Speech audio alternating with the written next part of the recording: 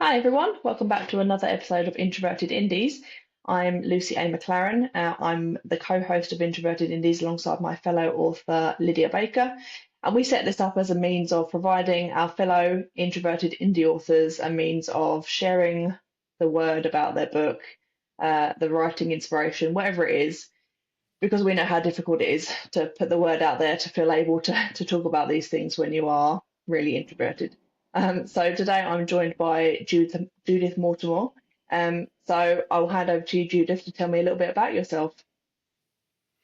Okay, I am Judith Mortimore. I publish as J.A. Mortimore, largely because my name is too long to go on the covers. I have been publishing for a couple of years, or alternatively, I've been publishing for a very long time, depending on what you count, because being rather probably older than most of the people you interview, I was around before the internet. Hmm. And we started publishing fan fiction way back in the 70s. Yeah, how was that? So, That must have been a completely different landscape. yeah, if you ask me when my first self-published thing was, it was in the 70s. Mm. But that was done with a Gestetner duplicator, cardboard covers printed by a lovely firm in the city that I used to go and pester for covers. Huge stapler. We used to do runs, take them to conventions, Hmm. and sell quite a lot. I probably Yeah. sold more fanzines than I sell books. Hmm. That's interesting. But yeah, that's so you are a dab hand at self-publishing at this point. Well, it's one of those stupid things that we talk about fan fiction, and I'm quite sure that these days people write fan fiction, stick it on the internet, and that's it. Mm. There's no editing, there's no beta reading, nothing. Yeah. Whereas when we were doing this with a Gestetner duplicator, Hmm. having to type everything onto stencils, we Yeah. proofread the stencils. I mean, Hmm. we were quite a professional um, zine producer in those Mm. days.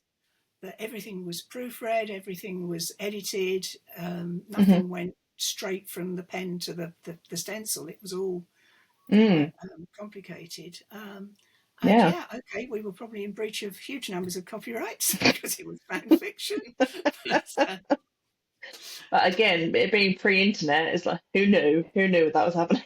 well, we started with Trek fandom. I Hmm. mean, my first convention was a Star Trek convention in 1976, Hmm. the Dragonara Hotel in Leeds. Which was the starting point for an awful lot of people, most Hmm. of whom I still know. That's amazing. Yeah. Friendships were founded in those days. I mean, people talk about going to indie publishing conferences and finding your tribe. Mm. I found mine 50 years ago at Star Trek conventions and then media conventions. Yeah. We were running fan clubs, we were doing all sorts of things. Mm. Um, and then real life got in the way. As it always does, right? Because yeah, so you've not long finished a very long sci-fi series, right? So you just recently published the final book, was it in that series? So do you It want to was say a bit more about that? It was the final book in season one. I think of it Oh. as seasons because it has an arc plot, Hmm. but it's open at the end to go back and write some more. Hmm. Um, I have to explain something about my writing history here, and I've got a piece Hmm. of paper. So if I rattle, I apologise because it's got dates and I don't remember numbers. I'm number dyslexic, whatever. Hmm. Dysnumerate, I think it is. Hmm. So I say work got in the way. In 2011, Hmm. I wrote, published my first published book, if you like, was a doctoral thesis. Hmm. And writing the doctoral thesis absolutely completely killed my ability to write fiction. Mm. I can imagine. Because the thing about writing a thesis is that you cannot make anything up. It's all got to be based on what other people have said. You Hmm. have to reference absolutely everything. Hmm. You can't say, well, I believe that's because. You have to actually have some evidence for it. Yeah. And when I came out at the end of that, and it took me about 6 years to write the blooming thing, when I came out at the end of it, I found I couldn't write fiction. Mm. I'd completely lost the ability to just sit down. I used to be able to sit down and reel off, I don't know, 4 or 5 thousand words in a single session Mm. without even thinking about it. I've always been Mm-hmm. quite a fast writer. Um, so then I discovered NaNoWriMo, Uh-huh. the National Novel Writing Month. And the first year I did it was 2014, Mm-hmm. and I failed. I didn't write 50,000 words. Mm-hmm. And I realised that was because I hadn't actually really thought about what I was going to write beforehand. I literally just sat down and went, oh, well, I've got this bunch of characters. What can happen to them? Mm-hmm. And although I am a discovery writer, I'm not that much of a discovery writer. I Mm. need to have spent some time thinking about what to do. Yeah. So the following year, 2015, I did give it some thought and I wrote a YA novel, Mm-hmm. which will probably never see the light of day. It was definitely part one of a series. I'm not really that interested in going back and writing the series. Mm. Okay. So I did that. And then I thought, well, I've won. Now what do I do? Well, let's see, what do I actually like writing? And I think this is something that, I mean, they tell you to write to market. Actually, you're never going to write a good book if you're not writing something that you are invested in. Totally agree. And I thought, well, I like writing science fiction. Mm-hmm. I've always liked reading science fiction. I probably started reading science fiction when I was about 10 or 11, reading my brother's books. Mm-hmm. I like that sort of, I liked the positivity of Star Trek, that Mm. we could have a future as humanity that was out there, that was doing things that, okay, we were muddling along still, Mm-hmm. but, the heart was in it. The heart was in the right place. Mm-hmm. I liked the original series of Battlestar Galactica for the same reason. Mm-hmm. It was cheesy, but the people were likable. Mm-hmm. Wanted them to succeed. And I'm afraid the remake that everybody says was so wonderful, I found unwatchable because the people were so unpleasant. Oh, I wanted my science fiction to be positive. Mm. So I thought, well, all right, I'm going to write science fiction. I also like writing romance, so I'll Mm-hmm. put a bit of romance in. I didn't know at that point whether it was going to be clean or spicy. It Mm-hmm. turned out to be very clean, actually. Mm-hmm. I write older characters, so I'm not writing, hormonal teenagers. They Yeah. tend to be people that have got some sort of history behind them, Mm-hmm. that have got some sort of reason why they're not in a relationship, and who find somebody in the course of having an adventure that is going to Mm-hmm. be their life partner. Mm-hmm. So that was where the inspiration came from. And I wrote the first one in 2016, Mm-hmm. and then I wrote one a year. Yeah. Yeah, because you've how many books are there total that you've released so far? I've released 6. Mm-hmm. That is a complete arc, so that's the first season. Mm. And that would take me up to, well, put it this way, I just wrote the third book of season 2. Mm-hmm. So I've got another 3 written. Yep. And the third one has sparked a one-off spin-off, which I'm currently writing, Oh, nice. Mm-hmm. which is required to kind of, it's not part of the season, but it's Mm-hmm. necessary to explain how a certain thing happened in the third book. Okay, that's interesting. So there's a lot of scope for expanding upon what you've already written by the sounds of it. So what's the series called, just so people I know to call look it it up? Uncharted. I spent ages trying to find a title for a science fiction series that hadn't already been used. Mm. And I ended up on Uncharted because they Mm-hmm. are people that are off the beaten track, let's Mm-hmm. say, for Yeah. various reasons. Yeah, and it sounds like for you, what's important in your stories is the characters. That's what you were drawn to in Star Trek, in Battlestar Galactica, having those characters that are really likable, that the reader wants to succeed. They want to join them on their adventure and see them go through the various trials and tribulations and come out on the other side. So is that where you start your story? You have the kind of idea of who the characters are, and then you build it around that.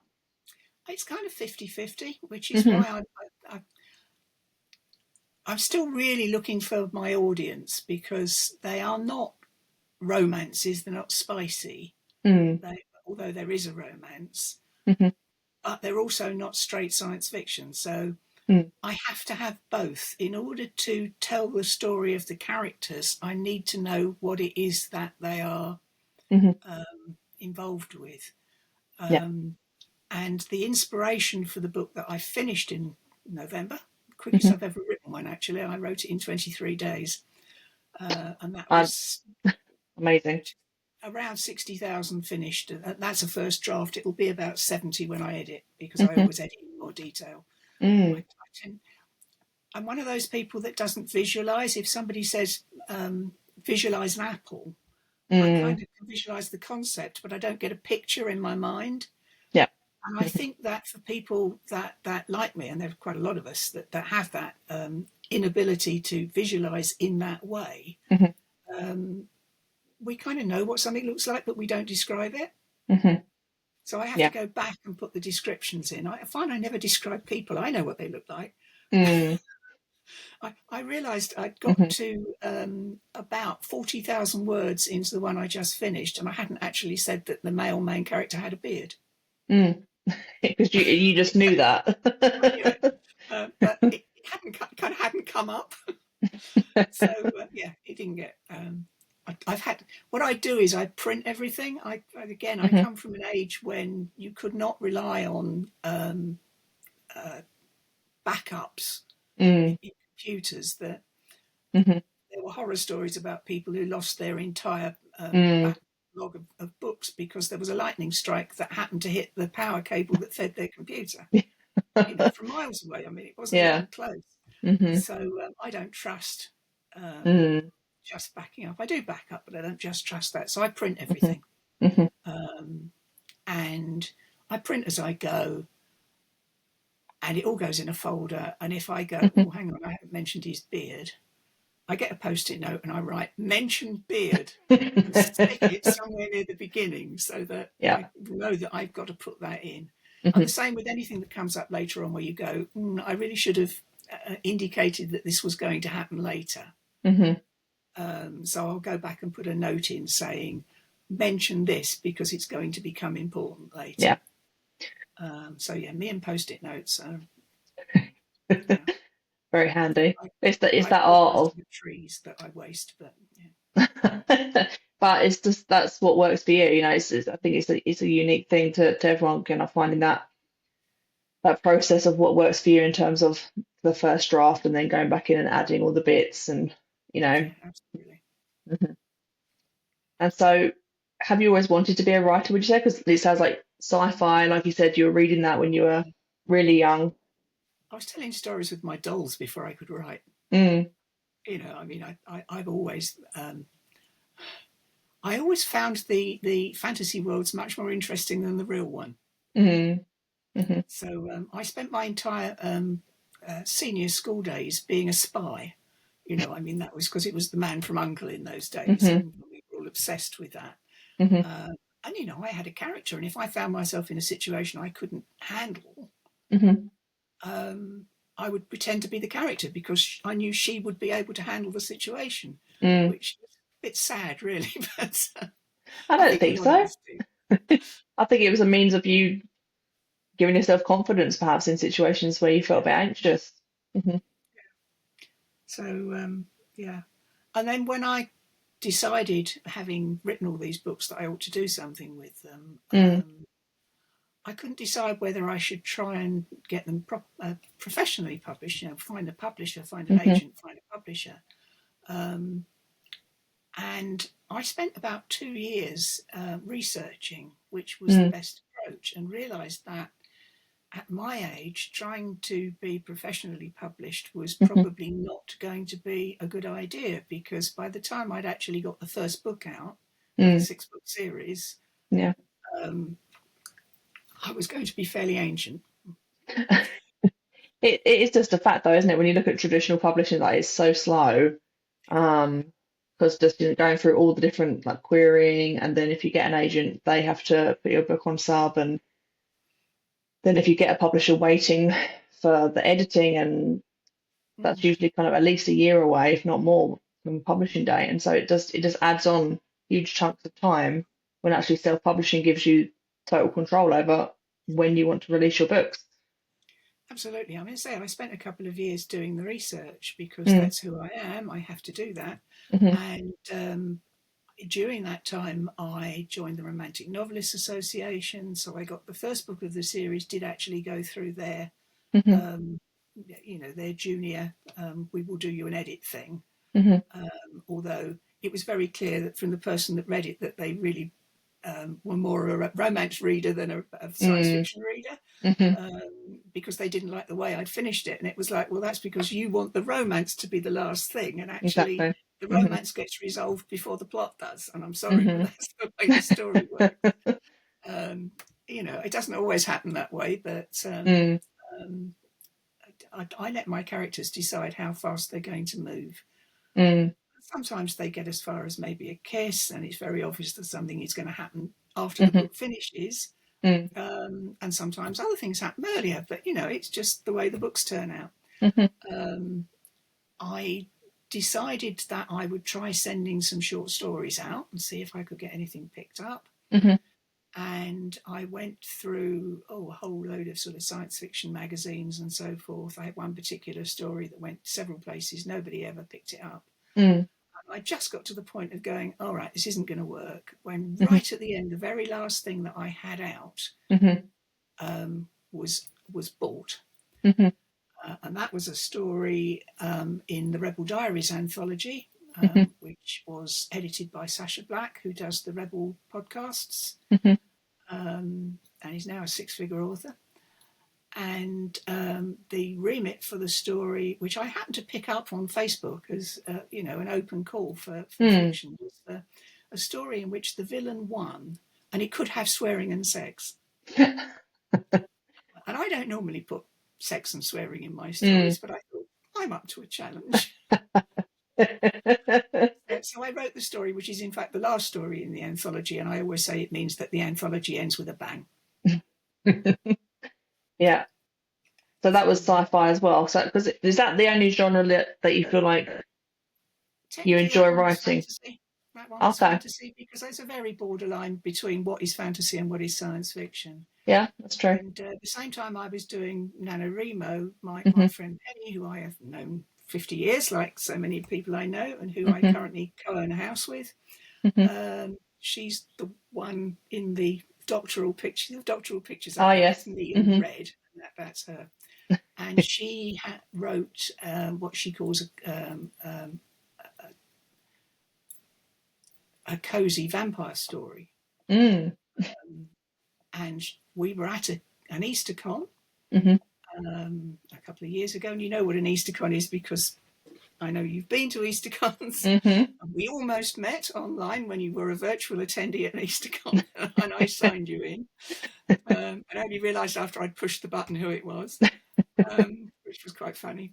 Um, but she was talking to Elsewhere Press, who quite hmm often are at conventions, and they were saying, well, what do you like to read? And she said, oh, I've written one a bit like that. And she Mm. actually sold it to them standing there, Wow, that's amazing. just chatting to these people at a convention, which, Mm. is, again, they're a small independent press. They went, hmm oh, yes, yeah, that sounds interesting. Send us a couple of chapters. And to hmm their astonishment, they bought it. That's Well, amazing. we had some joint fantasy novels lying around that we'd written 30 odd Ah. years ago. hmm We went, well, Peter seems to quite like you, Penny, so let's see if he'd be interested in one of those. So we Mm. sent him the first one. We wrote them back to back. So effectively, Penny came up with the idea for one, I came up with the idea for the other, and then we hmm wrote them more or less together. Yeah. And those have now both been published. hmm The second one, which is The Harlequin, The Draper's Reel, was actually launched at the Science Fiction Worldcon in Glasgow this year. So I Ah, can say right. I was launched at a Worldcon, which is Yeah, pretty that's amazing. But great. they are both fantasy novels; they're not science fiction at all. hmm So really, I write both. I've got other fantasy novels lying hmm around.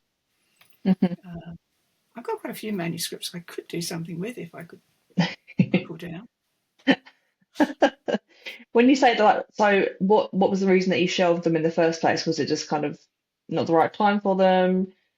I think we with the Harlequin was unfinished. It needed the Mm, last 2 or 3 chapters, and we knew exactly what happened. It never got written. mm, The other one, which is called The Vanished Mage, hmm um, that had been to 1 or 2 open calls for yeah, manuscripts, and we just got rejection notices, and hmm it just got shelved because we both had careers, mm, and yeah, she was doing a doctorate at much the same time I was, so we were just mm, occupied with other things.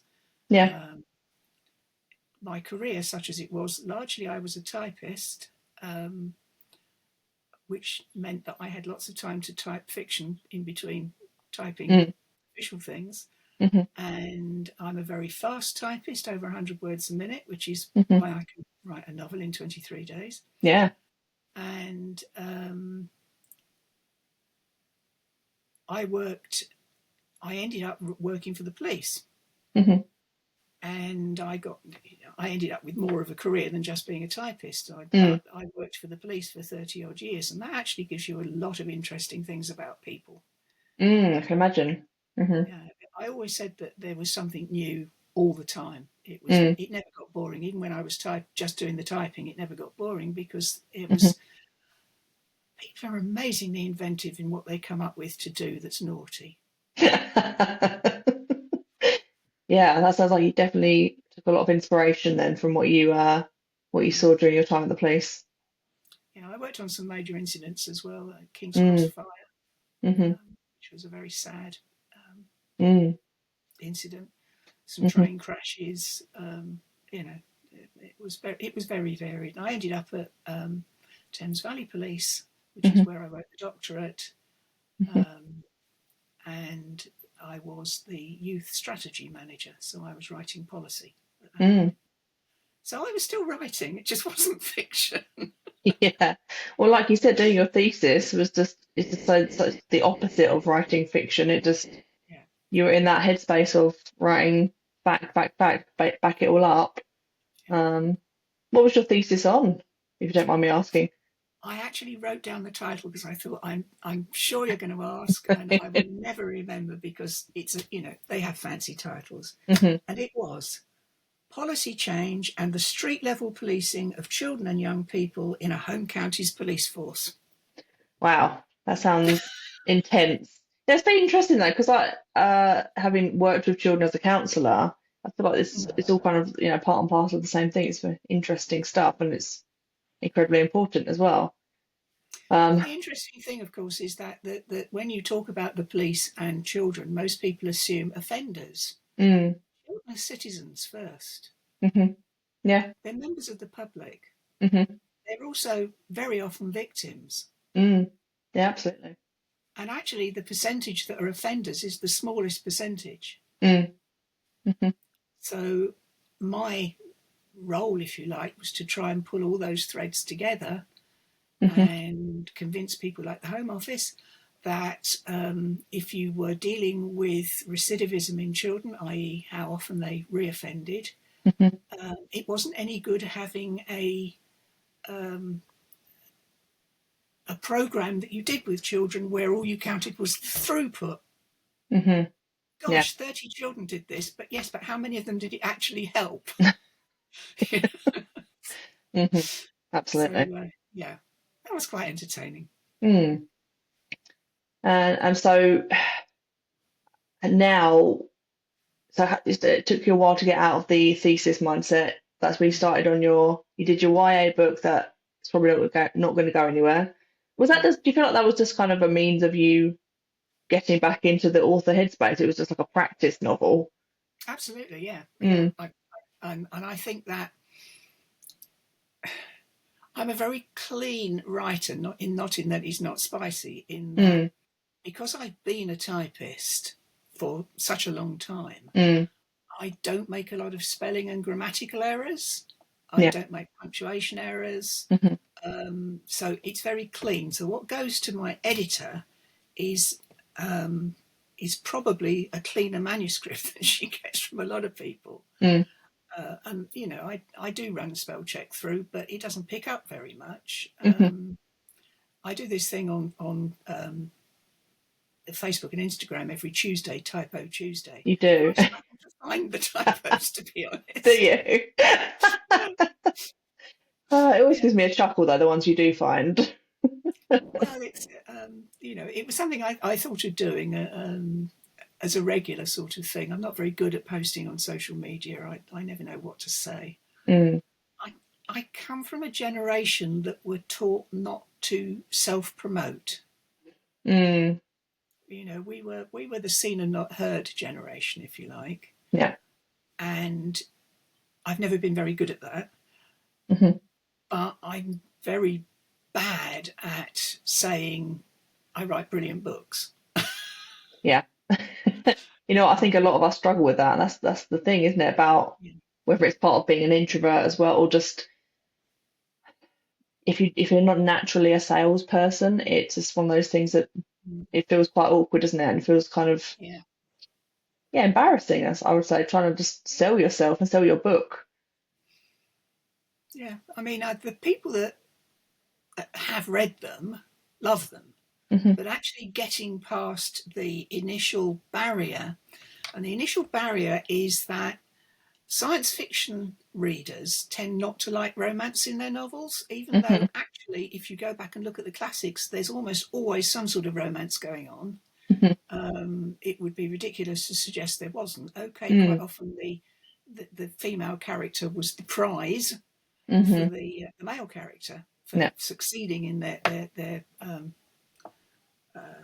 whatever the story Mm, was. But hmm. there's still romance there. Mm, And my romances are probably just as background in a yeah. way, although my female characters have more to do. Hmm. I write alternate chapters, so I write male female Yeah. chapters. They're all they are all male female romances. Hmm. There are gay romances in the background. I have one or two gender neutral characters kicking around in the background, Hmm. but I prefer to write male female. That's Hmm. just the way I am. Yeah. I have lots of friends who write male fiction, Hmm. um, and I have written shorts. I've written fan fiction in the past, but a Mm, very long time ago, hmm. unintentionally. Yeah. I wrote a story where I hadn't actually intended it to go that way, and the characters just did, and I went, "Oh, It's put fun it when that aside for happens. 2 weeks," and then went back and finished it because. But yeah, uh, I always say I think my characters take on a life of their own, and I don't always know exactly what they're going to do, so Mm, it can be quite surprising. I mean, that's part and parcel of being a discovery writer. It's sometimes it just, yeah, things just are happening as you're typing. You're not really entirely sure what's happening, but you just go with it and hope for the best. I start off knowing two things. I know Hmm. obviously who the romance is going to be between, Hmm. and I know what it is about each other that draws them together. Hmm.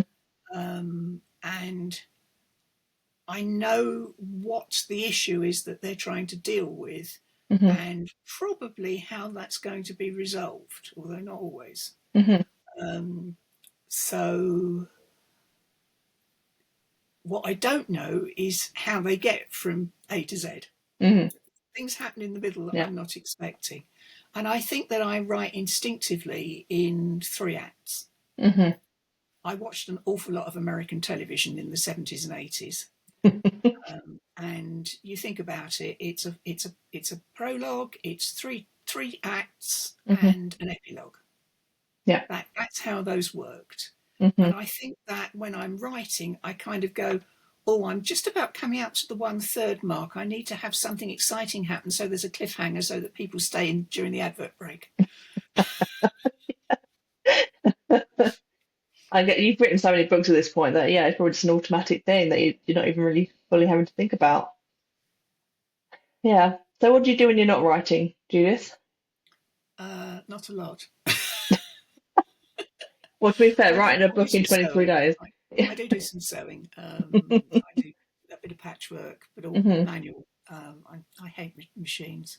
I hate machines generally. I'm terrified of Amazon, for example. When I Mm. upload my books, it's a moment of absolute sheer terror. Have I got something wrong? Are they going to reject it? Yeah. Hasn't happened yet. The last Hmm. one took 3 times as long as all the previous ones to actually come up with, yes, it's fine. Oh, And I really? was a nervous wreck by the Hmm. time it did. So, yes, I don't like technology and I don't like sewing machines. So I do a lot of hand stitching. Hmm. There's a couple of my things you can see behind me. Hmm. If I turn the camera around slightly, that's a Oh, yes. borrow Hmm. cantha stitched with a Thor's hammer That's lovely. and fairy points around it. Hmm. And that's an elephant from a kit. Hmm.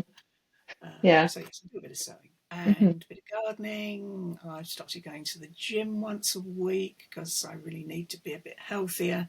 Hmm. Uh, and I play silly Facebook games. Yeah, but yeah, obviously, it's, writing is a big part of what you spend your time doing, especially as you write your book so fast. I'm just in awe of that, writing a book in 23 days, honestly. Oh, But it's that's the because, fastest one ever. yeah. I really, and the joke is that it was the um, EasterCon before last, I think. Hmm. I tend to work green room, so I'm usually behind the scenes. But Hmm. I decided I would have half a day off and go and do some actual panels. And Hmm. one of the panels I sat through was somebody talking about identifying dead bodies from bones Oh. in archaeology Mm. and the difficulties that you had. And I Hmm. was sitting there thinking, so if you, it's really almost impossible to tell whether a dead body is male or female Hmm. if it's sufficiently old. They Hmm. actually have struggled. It's not true that it's size or it's the size of the pelvis or anything. They Mm. actually do struggle to identify how old Mm. a body is and all these things. And Hmm. it was absolutely fascinating. I was sitting there thinking, so if you found an alien skeleton Mm. and you didn't know what the alien actually looked like, Hmm. how would you react? And the entire of Yeah. this year's novel actually came from that moment of, oh, that's interesting. Mm. And I think that we all do that to some extent, that Hmm. something sparks and we go, Hmm. hmm, I haven't written an enemies to lovers recently. Perhaps I want to, it's just, Yeah. but that was the spark for this year's novel. Mm. Uh, and there was a sort of twist ending, which I sort of realised was going to happen about halfway through. And the Hmm. novel that I'm currently writing explains how certain things happen to get to that point. Yeah. I don't want to give too much away. Spoilers, sweetie. Yeah, but yeah, it's interesting. It can be just, yeah, that little spark. You never really know what it can be. For you, it sounds like going on that panel actually Well, gave you that in unexpected the audience. spark. I wasn't on the panel. I was in the Yeah. audience. Hmm. But yeah, and um, and I do use trope guides. Cindy D's trope guides are excellent. Hmm. And I will quite often sit down and go through them and go, I've got these two characters. Which of these tropes do I think might actually be part of their story? Mm. Um, Even though selling it as a romance novel with these tropes would be Hmm. slightly deceptive because it's not just the romance. It's, Yeah. Hmm. so that's that is a problem. Mm. It's again comes back to that marketing thing of trying to find your audience of how much do you set like use each part to sell it. The like obviously you've got romance in there, you've got sci-fi in there, you've got to find that balance of not giving an impression of too much romance, for example, and Mm. people going in with expectations when they're not going to get what they're expecting. Um, yeah, it's so difficult to find that balance, I find. Yeah, absolutely. I mean, if Mm. you go to something like Book Funnel, which enables you Hmm. to do newsletter swaps with other writers, and you go for the science fiction ones, and the number of the science fiction newsletter swaps that say no romance Ah. Hmm. is over half. Mm. And the ones that are romance are quite often want spice. Yeah. Hmm. So relatively clean, and they really are relatively clean. Mm. Uh, novels that happen to be set in a science fiction setting. Hmm. And I'll tell you what I found interesting about it. And there is I'm desperately trying to remember who said it originally.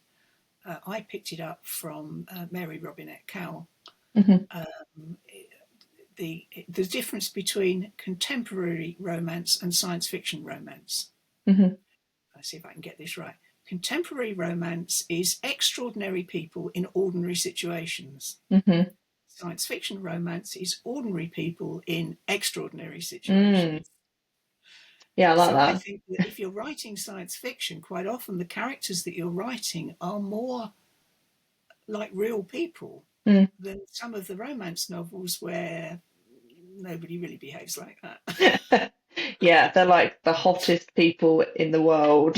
Like, Yeah, yeah. And perfect. absolutely Hmm. everybody's madly in love with them, and you've Yeah. got to pick one or possibly more, but you know.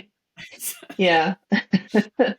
Yeah. So Whereas it's but mine tend to be people that, have got wounds in their past that yeah. cause them to be very wary of romance. Mm. Then happen during the course of an adventure to come across somebody who it turns Hmm. out they share that with. And that Mm. was what always interested me about writing romance. I'm going to go back to Star Trek in the 70s. Hmm. Everybody wrote Spock fiction. Hmm. And I thought, I want to write a Kirk fiction in which he falls in love with somebody that is going to be his life partner, Hmm. not a 2 minute wonder.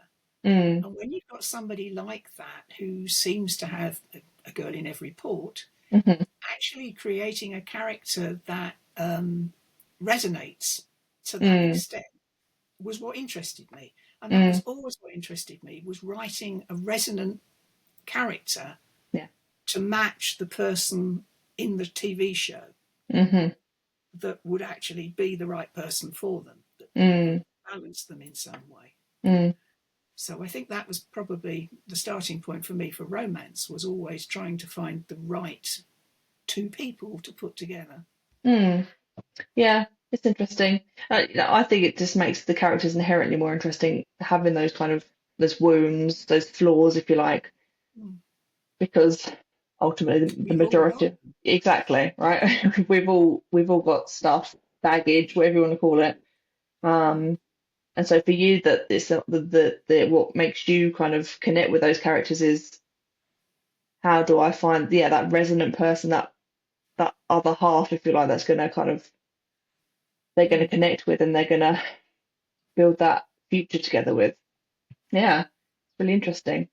So, I'm aware of kind of all the experience that you've got.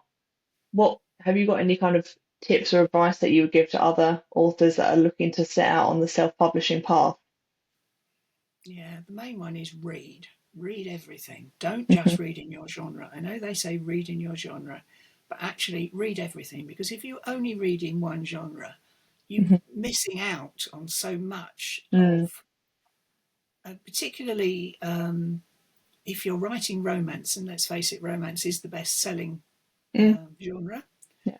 Um, you've got to understand, for example, you can't write a romance where there's a murder without having read some murder mysteries. Hmm. Like me, you can't write a science fiction romance without having read some science fiction. You can't write fantasy without having played Dungeons and Dragons or something of the sort. Hmm. You've got to have a broad experience. Read Mm. newspapers, read the back of crisp packets. I mean, just read everything. Hmm. When you ask me what I do when I'm not writing, I didn't mention reading. I probably read. I read over 100 books every year without Mm. fail. I Hmm. read all the time. Some of them will take me a week and a half. Some of them I'll read in a couple of hours. Depends on the Mm. book. Yeah. And I do read across genre. I don't Hmm. just read science fiction. I don't just read fantasy. I'll read murders. I'll Mm. read male stuff. I'll read sapphic fiction. I'll read Hmm. straight romance. Hmm. I just read everything. Mm. And the other thing is, it's never too late. Mm. Bear in mind, by the time I actually self-published my first book, I was 70. Hmm. So if I ever get season 2 done, I'll probably be 74, 75. Hmm. And it's not that I started writing then, because I think a lot of people do write as teenagers Hmm. and perhaps stop when they get older. Mm. But those people probably go on reading Mm. and absorbing media, Hmm. television, movies, and so forth. It's never too late to pick up the pen and actually sit down and write. Hmm. If you're like me and you need a target, you need a deadline, something like National Novel Writing Month. I know it's out of favour now, but something like that. And there are a lot of things setting up to be similar, where There are. you've got a target to write Hmm. a certain number of words within a certain time period. Mm. Actually, it's pretty good. Mm. Um, Becca Syme, who does the Strengths for Writers courses, Hmm. always says that whatever you think, whether you think you can write or not, open the manuscript and Hmm. look at it. If you can write the next line, that's another line. Hmm. And if you open the manuscript and you can't, you probably need to go away and do some inputting, reading, or Hmm. just go for a walk in the countryside. I find going to the gym is actually quite good.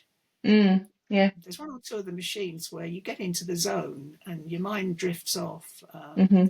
I solved several things about some characters just plodding along on the treadmill at the gym.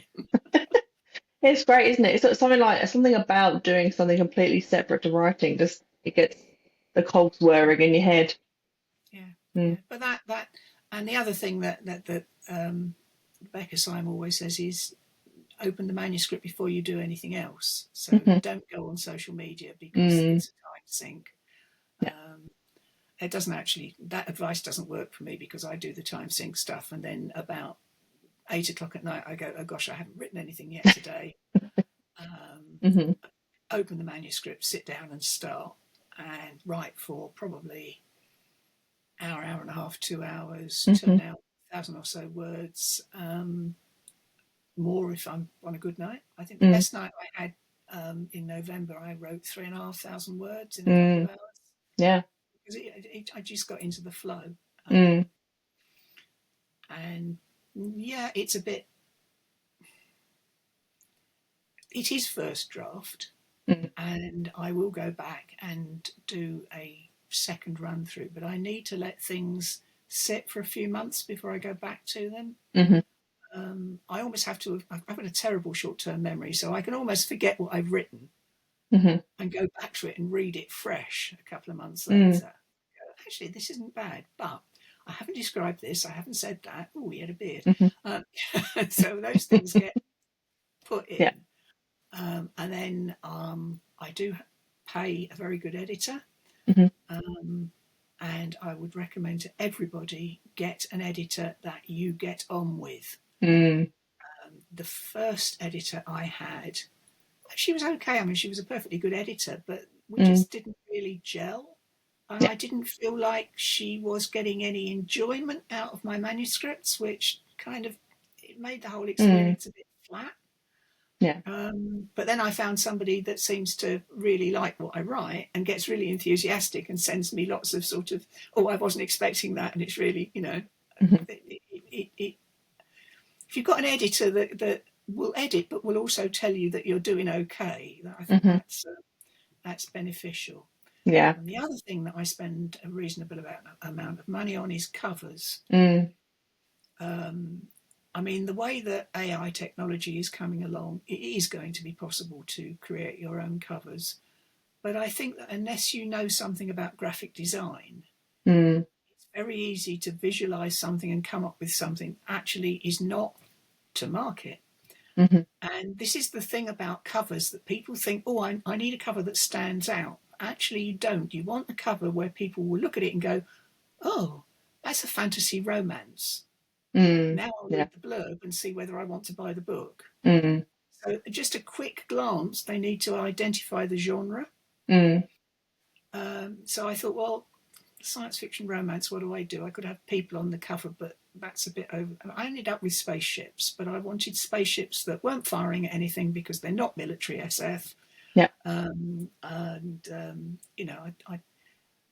And through all these free training things that I've been coming Mhm. across, there were two companies that came up regularly as being mentioned. One Mhm. was My Art, which is Ukrainian, Mhm. and the other one was 100 Covers, which is, I think they're mostly based in the Philippines. Mhm. Certainly my editor, my cover designer is. Mhm. And I went with 100 Covers because somebody did a 50% discount offer. Mhm. So instead of being $200 for ebook and print cover, it was only $100. And And that is a then bargain. series, they give you a discount on subsequent books. Mm. So it's like it would be normally it would be 200 for the first and then 100 for any subsequent covers in the same series. Mm. And because I got the initial discount, I just do a deal with the manager, Mm. and we did the 6 covers. I Mhm. paid for 6 covers right back at the beginning, although I didn't get them done until I was ready for them. Yeah. And then I tell them roughly, I want something that's sort of vaguely like this. They use Mhm. Shutterstock images, so Mhm. they're not original designs, Mhm. but that would be way outside my budget. Mhm. And they come back, and if I like it, I'll say, "Oh, that's nice, but this needs changing." Mhm. I think one of them went back about 5 times, but there'd been another one where I just went, "Yeah, that's fine as is." Mm. So Mhm. that's another thing that, well, I think these are all the standard things that everybody knows as an indie that Yeah. you need. You need a decent cover, you need a decent editor, Mhm. you need a mailing list, Mhm. so you need to do a newsletter at some sort of interval. Mine are a bit as I think of it. Um, Mhm. I certainly don't send daily. I don't send. Sometimes I send a couple of times a month. Sometimes it's only one. I try and tell people interesting things, show them Mhm. pictures of my cats, because everybody likes pictures of cats and dogs. Absolutely. Um, and yeah, that's. Mm. Uh, and sometimes I tell stories about conventions because obviously Yeah. I'm still going to conventions, Mhm. and I think it's interesting for the science fiction indie writers that Mm. very few of them seem to go to the science fiction conventions. Mm. Because the fantasy ones are there's so many fantasy authors like FantasyCon, EasterCon. Yeah, that's interesting. I mean, the Worldcon in Glasgow this year. Mm. For people that don't know, we should probably explain that the Science Fiction Worldcon is annual, but it moves around the world. And Mm. that having one in the UK is doesn't happen that often. Mm. Yeah. 79 was my first one in the UK in Brighton. Mhm. And then there was another one in the 80s in Brighton. And there's been two in Glasgow in the 90s, I think, Mhm. 80s, 90s. And this year's, which was again in Yeah. Glasgow. But there won't be another one in the UK probably for, I don't know, 5, 6 years. Mm. They're always 2 years ahead. Next year is Seattle. Mhm. Um, the year after that, I think, is Los Angeles. So they're already Yeah. they bid for them in advance. Mhm. Um, I decided against trying to sell books at the Worldcon because it meant getting books to Glasgow, and driving to Mm. Glasgow. I live in Gloucestershire, which is South England, so it's quite a long Mhm. way. We decided we'd go on the train, and we Yeah. didn't want to try and have books on the train, so I just took some flyers. Mm. But there were only a couple of indie writers with stands at the Worldcon. Yeah. Yeah, there were, weren't there? Mhm. Yeah, yeah. I mean, we never ran into each other. I know you were We did, also it was there. massive, wasn't it? I found that I was very difficult. I knew a few people there, but saw very few of them because it was so big and there's so many panels to choose from. And I was only there for 2 days. And it was a 5 day convention, wasn't it? It was Yeah. huge. Well, Mm. I was there for 5 days, and I saw absolutely every person who was on a panel in the main building Mm. Hmm. because I was working green room, so I was Of signing them course all you in. were, yeah. So I saw them all for about 3 minutes. As I went through the routine of this is what you need to do, and go to Hmm. that table, and this is what happens if you've got virtual people, and all the rest of it. So Hmm. yeah, there was a little spiel that you get into, which I could probably do in my sleep. Yeah. Yeah, I did get time off. I wasn't in there the entire time, but I Mm, was. An awful lot of my Worldcon was green room, hmm. and I don't Yeah. mind that because it's paying something back to the people that I've known all those years. Mm, The other thing we should probably explain about Worldcons is that they're all run by volunteers. mm. Yes. There are no paid posts at a Worldcon Hmm. or an EasterCon or any of the British science fiction fantasy conventions, the Hmm. annual fantasy convention, BristolCon, which I always go to because it's close to me. It's my local convention, if you like. Hmm. Um, and I will take a sales table if I think I can get books to a convention, but the Mm. Worldcon is just a step too far. Yeah. I did flyers instead. I took flyers. I don't know whether anybody bought any of my books as a result, but the flyers did look very pretty. Hmm. Yeah. Well, so we're on the quick fire round now. So one answer, no explanation. Although I usually break my own rule by wanting to ask about stuff, but let's go. Favorite book? Alfred Bester's Demolished Man. And I will Hmm. explain Hmm. briefly that it Hmm. actually won the first ever Hugo the year I was born. Oh, really? Hmm. And it's one of my favourite books. It's Hmm. a book with extrasensory perception in. I wrote a lot of ESP stuff in my teens, Hmm. and it's always been something that interested me. So Mm. that's my book. Sounds interesting. I read incessantly, so I could have named any one of hundreds of books. Yeah, I feel like when you're a voracious reader, like just the idea of thinking of one book can be a bit of a challenge, but Yeah. yeah. Favorite game? I don't really play. I play silly Facebook games these days, which are really simple, straightforward things. Computer games. We loved the gold box games when they came out, and this Hmm. would be in the 90s, and they were so basic. You know, they were little pixel characters Hmm. and very basic maps and really clunky interfaces. Hmm. But the imagination that went into them, Penny and Hmm. I still quote lines from those gold box games to each other. So even though I've played many games since that were much more fancy and Mm. beautiful, Hmm. those really original basic games were just so much fun. Yeah, stuck with you. And you didn't Fa need a complicated computer to play them either because no, they were so exactly. basic. And of course, they came on a disc, so you just. Yeah. Favorite film? I'm going to go with Avengers Assemble, Hmm. largely because I read a lot of Marvel DC comics in my teens. I had a lot for many years, which we sold fairly recently. Hmm. Um, but I didn't think that it was something that it was possible to film and make work. Mm. Hmm. And I came out of that movie with such a huge grin on my face because I'd got completely involved. I'd forgotten I was watching a movie. They'd Mm. made people flying around and doing idiotic things work. Hmm. And it was a great plot. So Yeah, agreed. And finally, favorite writing beverage? I have a tendency to drink strawberry and lime recorderlic cider. Ooh, very nice. Um, it's either that or Southern Comfort neat. Um, I used to be a heavy smoker. I gave Hmm. up just before, well, I gave up in 1999. And I used to smoke when I wrote, Mm. and I need something to occupy my hands. And I Hmm. find that because I'm writing in the mid to late evening, that having an alcoholic drink just keeps me Mm. bundling along. It's not Yeah, enough alcohol to get pie-eyed, just enough to whet the appetite. Yeah. yeah, it sounds good. Perfect. Okay, so to wrap up then, where can we stay in touch with you and learn more about your books? Okay. Well, you spot the odd spelling of Mortimore, Mortimore. It Hmm. almost invariably gets misspelt, but that is the correct spelling. I have a website at jamortimore.com, which is not a particularly great website, and I will at some point try and get it look fancier, but we're back to I'm not very good with technology, and I did something that just sort of had everything on it. Hmm.